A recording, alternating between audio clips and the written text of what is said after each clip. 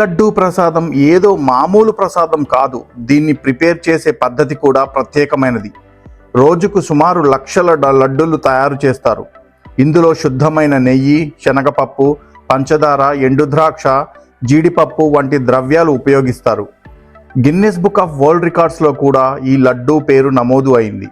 అత్యధికంగా తయారు చేసే ప్రసాదంగా దీనిని ఈ బుక్స్లో రికార్డ్ చేశారు. తిరుపతిలోని ఈ వంటశాల పోర్టులోనే లడ్డూ తయారు చేస్తారు. ఈ వంటశాల ప్రత్యేకంగా ప్రసాదం తయారీకి పెట్టింది పేరు.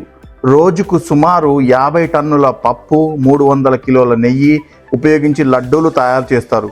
ఈ మొత్తం ప్రక్రియ చాలా శ్రద్ధగా మరియు పవిత్రంగా నిర్వర్తిస్తారు. తిరుమల లడ్డూ ప్రసాదం ఎంతో పవిత్రమైనది. 1984లో ఈ లడ్డూకి geographical indication tag, GI tag కూడా లభించింది. అంటే